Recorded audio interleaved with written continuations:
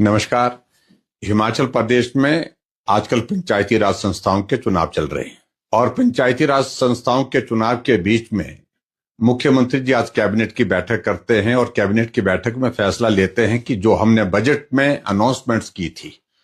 और उससे पहले हमने जो गारंटियां दी थी उन गारंटियों को पूरा करने का वक्त आ गया है। और बिल्कुल चुनाव के लिए जब कुछ दिन बचे हैं पंचायती राज संस्थाओं के,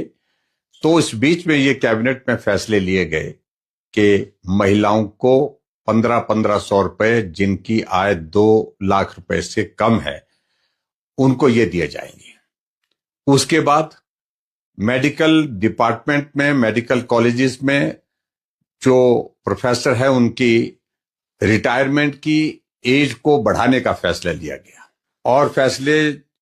जो मानदेय बढ़ाने के लिए, चाहे वो आंगनबाड़ी वर्कर हैं, चाहे वो मल्टीटास्क वर्कर्स हैं, चाहे वो अलग विभाग में काम करने वाले कर्मचारियों के संदर्भ में कुछ फैसले लिए गए थे, उनको भी अभी अनाउंस किया गया। और पूरी तरह से जब चुनाव के बीच में आचार संहिता लगती है, चुनाव आचार संहिता का खुलेआम उल्लंघन हुआ है। ये फैसले चुनाव से पहले भी लिए जा सकते थे, ये फैसले चुनाव के बाद भी लिए जा सकते थे, लेकिन सुक्खू जी का ये काम करने का तरीका कि जो करना है वो बिल्कुल आचार संहिता का उल्लंघन, कानून उनके लिए कोई नहीं बनता है, कानून से वो अपने आप को ऊपर मानते हैं। हर रोज हाई कोर्ट में, सुप्रीम कोर्ट में फजीहत हो रही है, एक नहीं अनेकों फैसलों को लेकर के। अभी इससे पहले म्युनिसिपल कॉर्पोरेशन के जब चुनाव थे, चुनाव की कैंपेन के बीच में आकर के घोषणा करने के लिए निकल पड़े कि मैं 50 लाख रुपए आपको विकास के लिए इस वार्ड में दूंगा अगर आप काउंसलर चुन करके भेजते हैं, यानी कि कांग्रेस का काउंसलर चुन करके भेजते हैं। तो इस प्रकार से काम करने का तरीका जो मुख्यमंत्री का है, ये सबको हैरान करने वाला है। आज से पहले भी सरकारें रही, कम से कम चुनाव के दौरान, चुनाव की आचार संहिता के बीच में कोई भी मुख्यमंत्री कोई भी सार्वजनिक घोषणा नहीं करता था जिसमें आदर्श चुनाव आचार संहिता का उल्लंघन हो। लेकिन इनके लिए नियम कोई मतलब नहीं है, कानून कोई मतलब नहीं है, अपने आप को कानून से ऊपर मानते हैं और हर रोज फजीहत होती है। ऐसे में मैं यही कहूंगा कि चुनाव को प्रभावित करने के लिए जो प्रयत्न किया गया है, इस संदर्भ में हिमाचल प्रदेश चुनाव आयोग को संज्ञान लेना चाहिए। मैं इस बात को लेकर के हिमाचल प्रदेश की जनता के सामने जरूर ये कहना चाहूंगा कि ऐसी सरकार पहली बार हिमाचल प्रदेश देख रहा है जिस सरकार के लिए कानून, नियम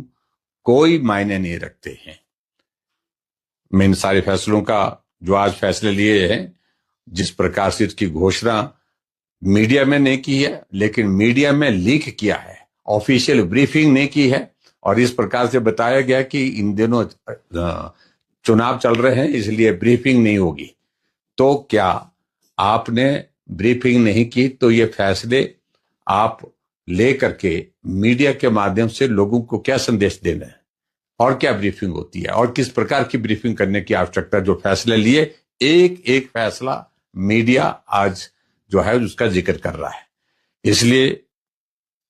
संदेश बड़ा साफ है, स्पष्ट है कि हिमाचल प्रदेश की कांग्रेस की सरकार की पांव तले जमीन खिसक चुकी है। मुख्यमंत्री जी, आप हताश होकर के, निराश होकर के इस प्रकार की जो बातें कर रहे हैं, इससे कोई लाभ नहीं होने वाला है। हिमाचल प्रदेश की जनता ने फैसला कर लिया है कि इस कांग्रेस की सरकार को उखाड़ करके फेंकना है, वो उखाड़ करके फेंकेंगे, चाहे वो कॉर्पोरेशन के चुनाव है, चाहे वो पंचायत के चुनाव है। और इस बीच में जो चुनाव के परिणाम आ गए हैं नगर परिषद और नगर पंचायत के, उससे बहुत साफ और स्पष्ट संदेश गया है कि 25 नगर परिषद में से 18 में भारतीय जनता पार्टी को बढ़त मिली है। 22 नगर पंचायत में हिमाचल प्रदेश में 13 जगह भारतीय जनता पार्टी को बहुमत मिला है, लेकिन उस बहुमत को भी आप प्रभावित करने की कोशिश कर रहे हैं। एक एक काउंसलर को पकड़ करके आप उनके ऊपर दबाव डाल करके,